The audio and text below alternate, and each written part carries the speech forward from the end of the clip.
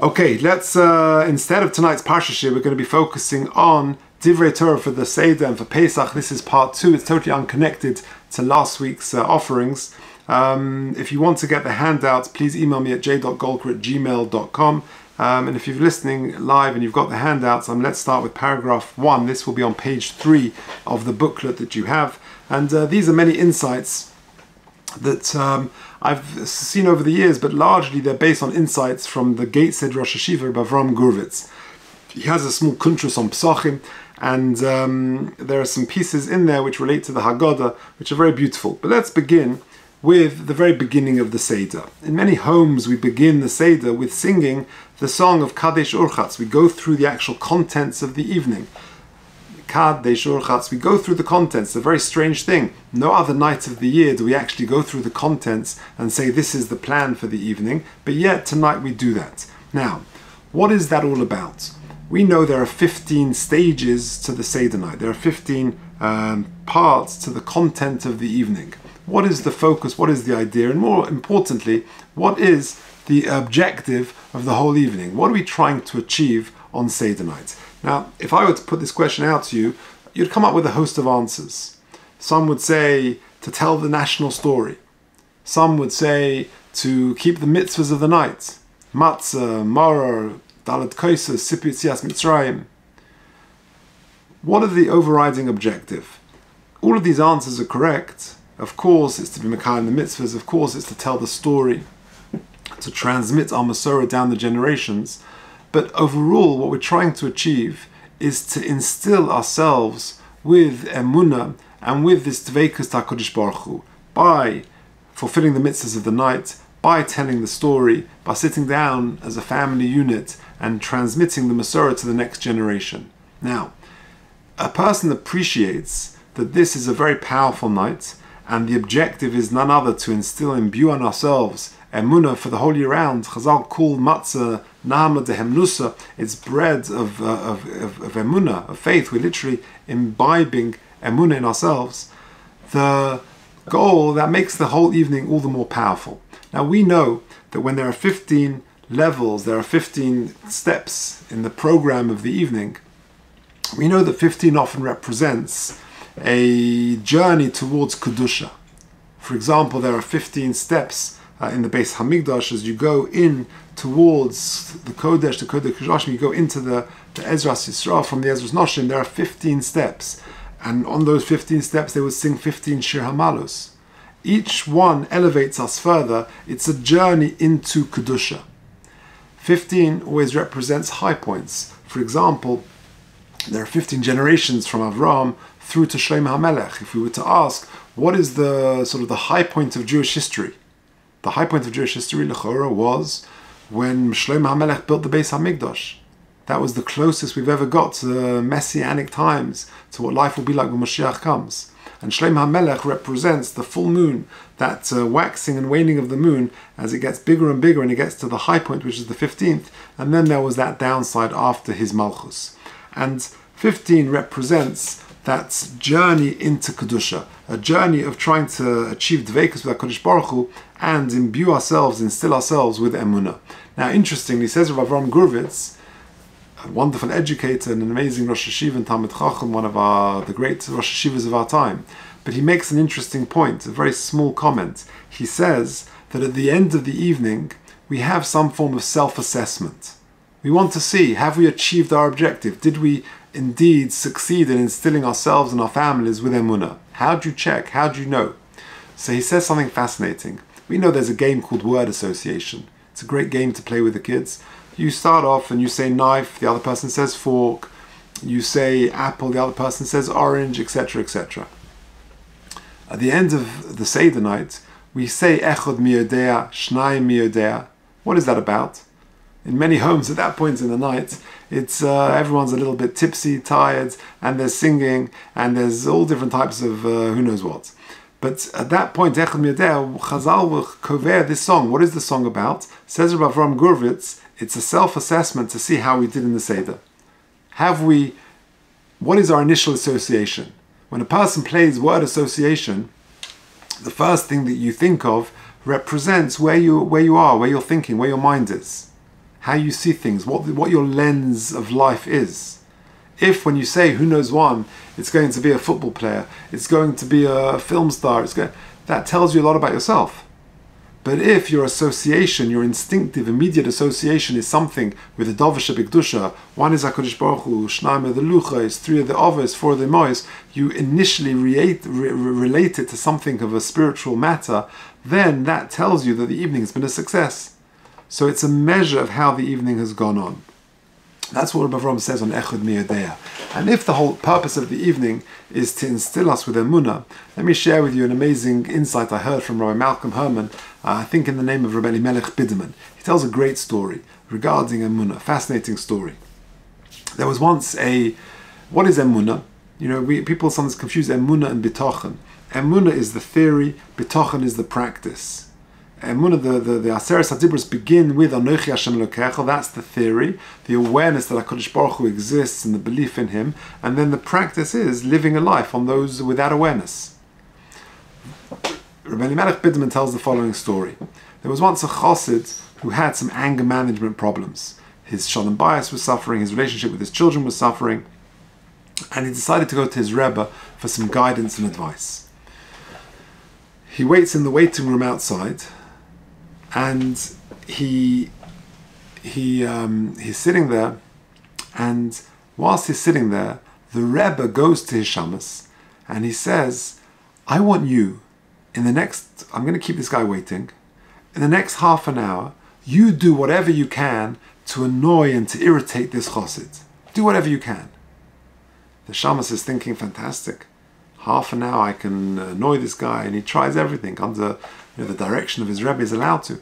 And he does everything to irritate and to annoy this chassid. He sits right next to him, he closes up against him, and he spills his coffee, and he pulls, and he just irritates, and whatever he does to irritate him for half an hour. But yet, this guy allegedly with the anger management problem doesn't take the bait. He's sitting there calm, he doesn't get upset, doesn't get annoyed, doesn't raise his voice. Fine.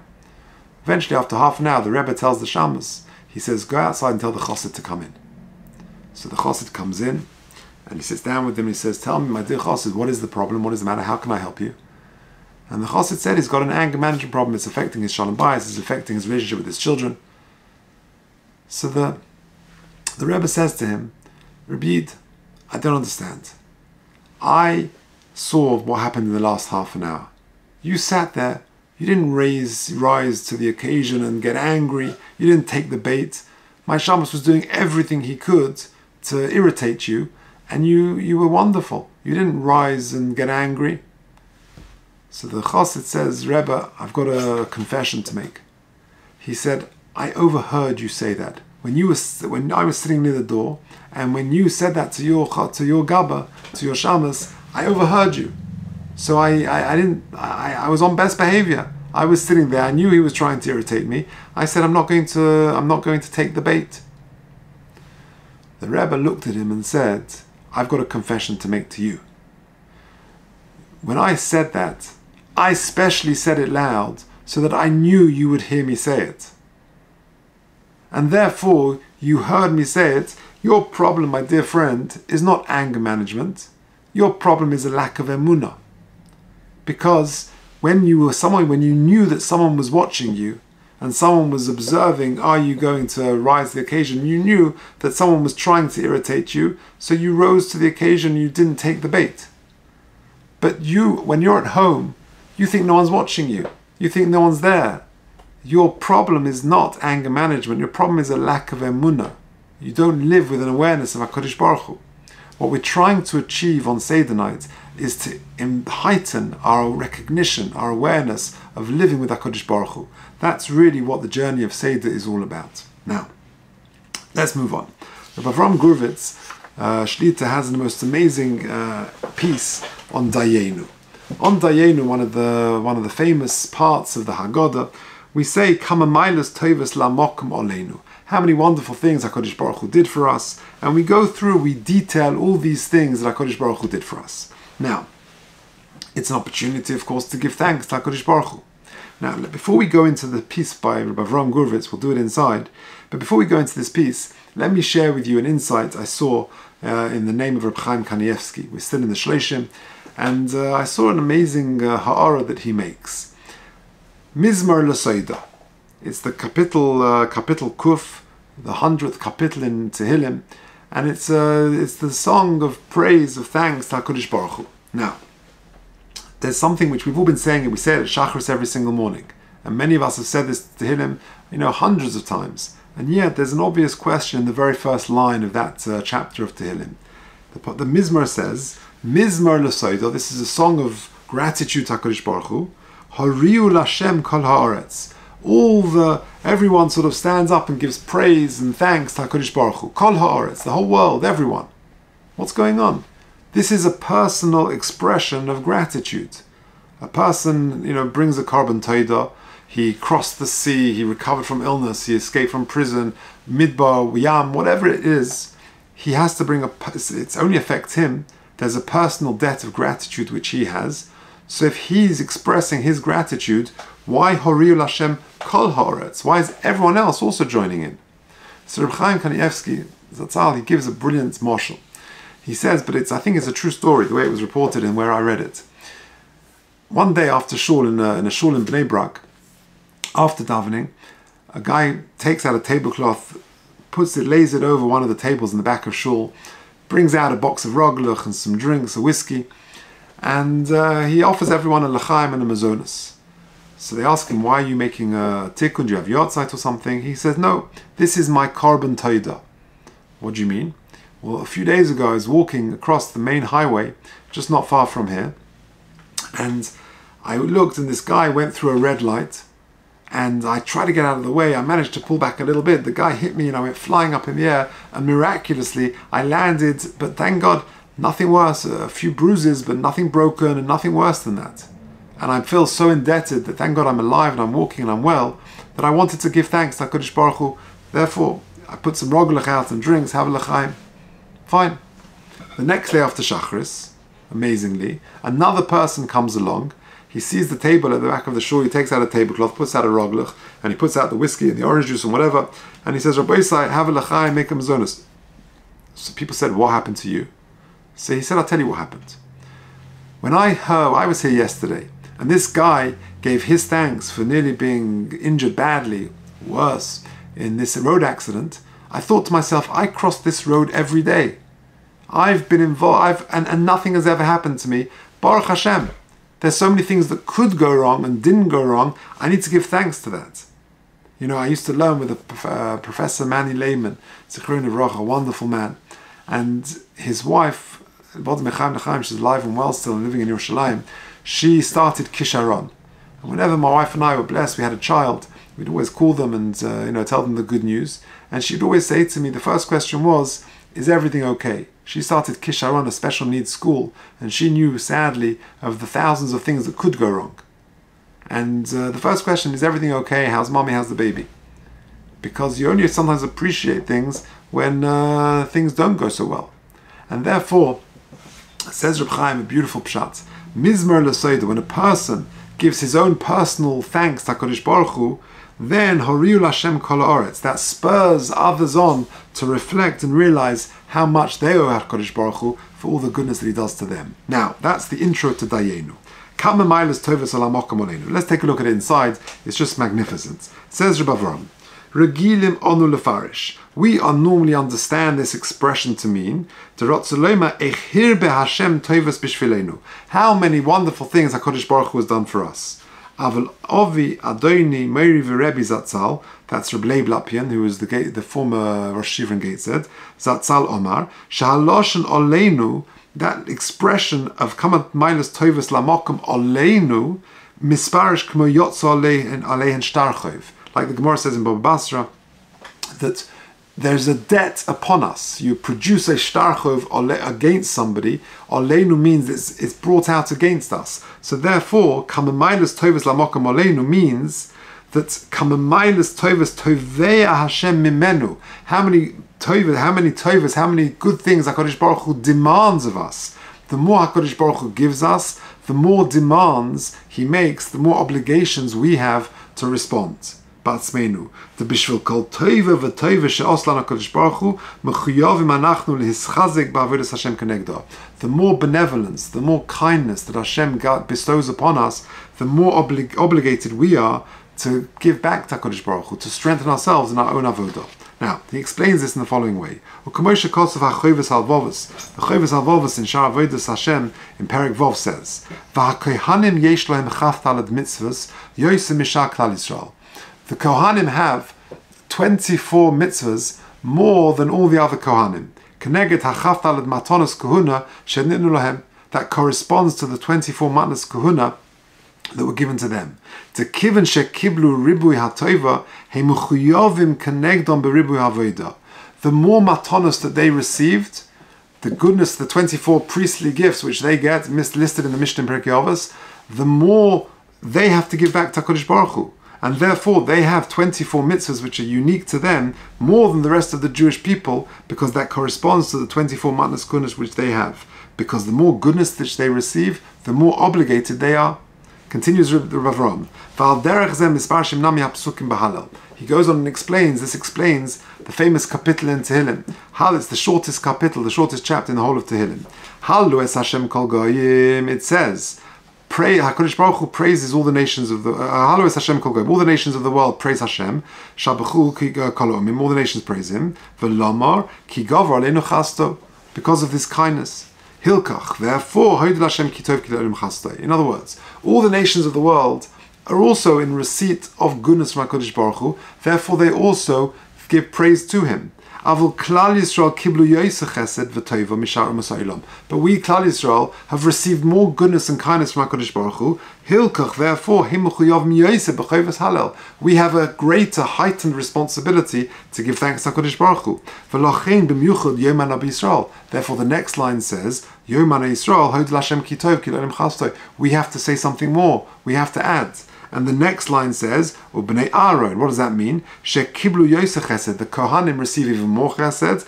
Therefore, Mimeilehem mechuyavim yoseh b'halel. They have a heightened extra obligation to say Halel. V'lochein b'myuchad v'tfei yom ha'no beis Aharon. That's the next pasuk. V'achakach yirei Hashem. The final pasuk is Yirei Hashem. Who is they? Says the Rav Ram, Dahainu haGeirim. Like the Mesudas David says, and Rashi explains, it's referring to the Geirim. They have an even greater obligation to say Hallel for the goodness which they've received. The contrast of their life before and after is even greater. Therefore, they have an added responsibility to say Hallel. Yom Runa Yirei Hashem. That's the Yivrecha Yirei Hashem, etc. Now, that also explains the piece in the Haggadah of Rabbi Gamliel Haya Omer. The Haggadah says, Rabbi Gamliel Haya Omer, Kol Shlei Omar Shloishet Dvarim Elu BePesach. Anyone who doesn't say the following three things on Pesach has not fulfilled his obligation. Ve'eluhein Pesach, Matzah, Umaror. Now, the question everyone asks on these, there's lots of questions. One of the questions everyone asks,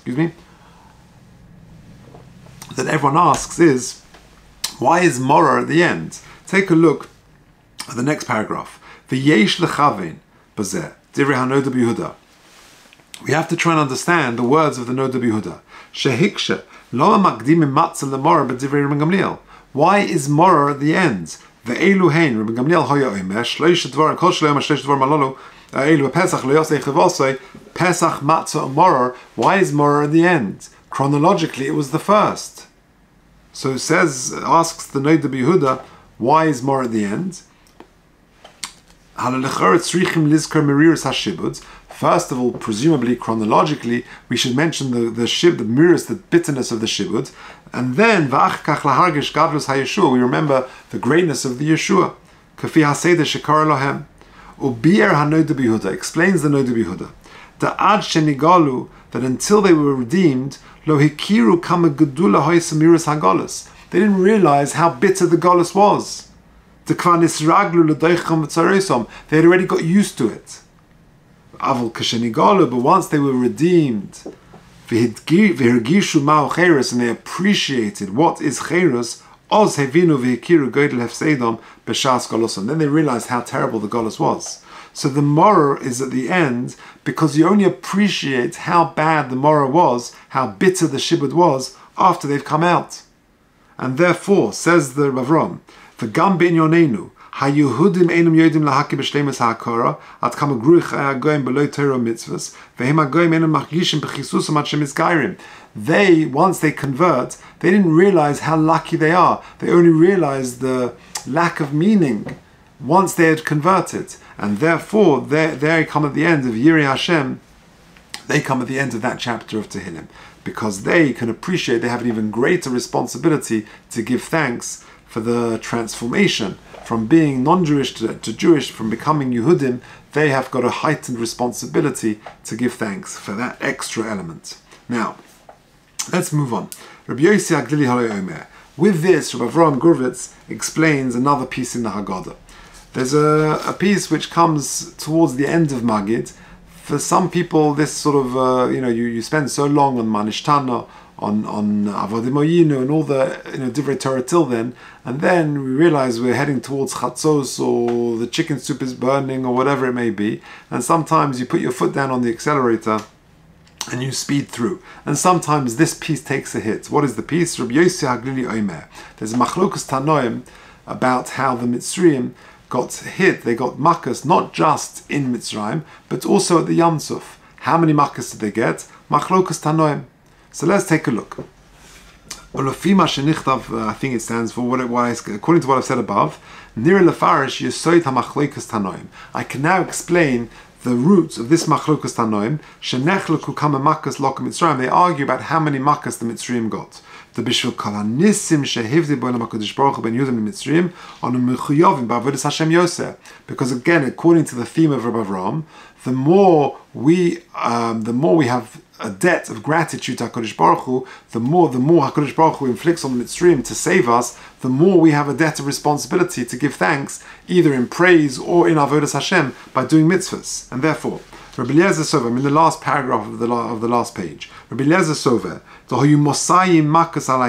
there were 200 makas on the sea.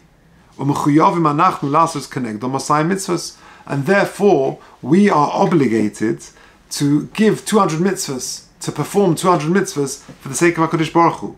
Now, where did 200 mitzvahs come from? 248 I know, 613 I know. Where does 200 come from? V'habahag moine. The Bahag enumerates, the Bahag, the Baal Halachos Gedolos, he lists all 613 commandments, and he says that the 248 positive are actually broken down as 200 reish mitzvahs aseh, 200 positive mitzvahs, to mechuyavim kol echod ve'echod lasosom, that are incumbent upon every single one of us, individually.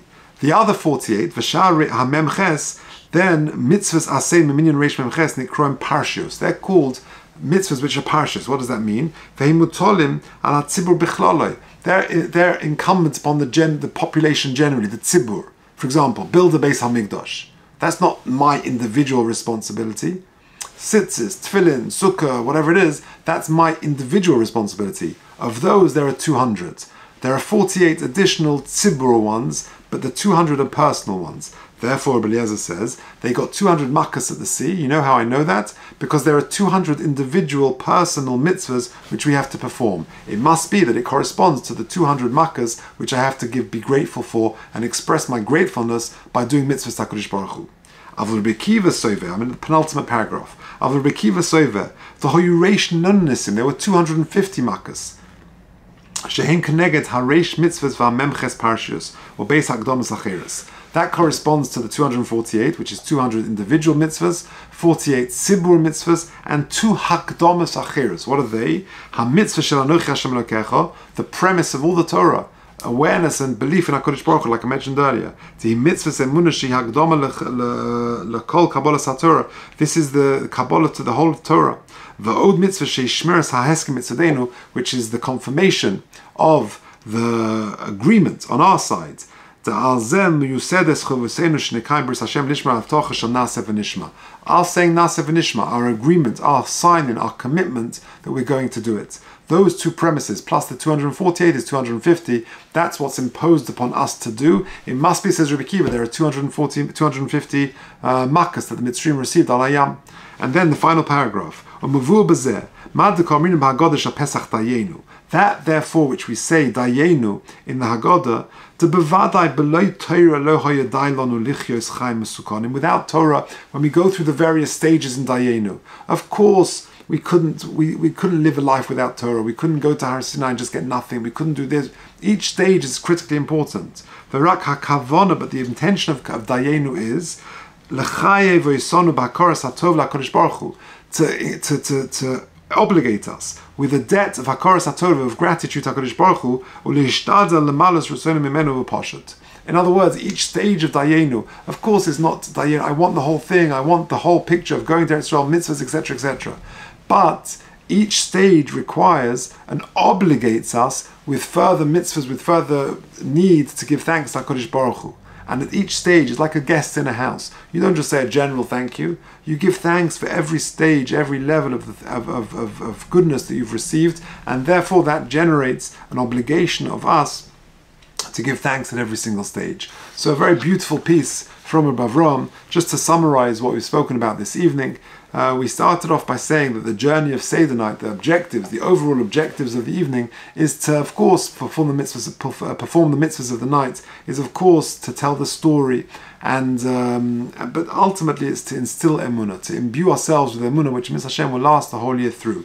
And that's what the 15 stages are. The 15 always represents a journey to Kedusha. That is our mission, to try and achieve that dveikus, that closeness with HaKadosh Baruch Hu, and instill ourselves and our families and those with us with emunah. And that is what we do in the end. Echud miyodea. That is the self-assessment. How successful has the evening been? You know how we're going to find out? We'll play word association. What's our immediate instinctive thought? And that's emunah b'tochen. That's the goal of the night, as per the story of Rav Biderman with the Chassid and with the anger management. That sometimes the problem is not the anger management; it's a lack of awareness of HaKadosh Baruch Hu. If we live with that reality in our lives, it's a different type of life. We behave differently.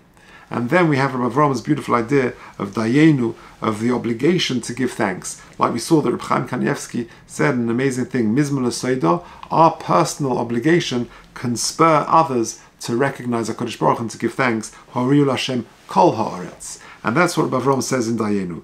Pshat is, Oleinu means that it is incumbent upon us, because of every chesed HaKadosh Baruch Hu does, that generates a need for us to give thanks, often in the performance of mitzvahs. And that's Pshat in Halos Hashem Kol Goyim. There are levels. The more you receive, the more you have an obligation to give thanks. So first one is all of mankind. The next one is all of Klal Yisrael. And then you get Beis Ar, and then you get Yom Yisrael, which is a reference to the Gerim, who have an even greater debt of gratitude. And then we have that explanation based on this theme of Pesach Matzah Morah.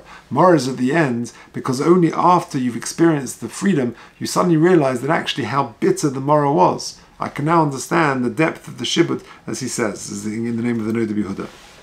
And then we have the explanation of the Rabbi Yossi Agili, the Machlokas Tanoim, how many makas they received on the Yam Suf. The explanation is based on the fact that we have either 200 mitzvahs, personal ones, or 250 mitzvahs, including the 248, the 48 which are tziburi, and the 2 hakdomas, as he explained, because that explains how many makas they must have received. Because if we have 200 mitzvahs to perform, it must be because it's in debt of those 200 in the formation of our people at that point in the game. When they came out of Mitzrayim, when we became the people, it must be they got 200 makas. Therefore, we have 200 mitzvahs to thank HaKadosh Baruch Hu with, or 250 according to Rabbi Kiva, etc., etc. So some very beautiful insights from Avram Gruvitz. But ultimately, Mitzvah Hashem, we should be zochet to have a wonderful Yom Tov, and to achieve the objectives of the night, to instill ourselves with emunah in dveikus HaKadosh Baruch Hu, and Mitzvah Hashem will continue after Pesach in Parshas Achrimos, Mitzvah Hashem on the Wednesday after Yom Tov.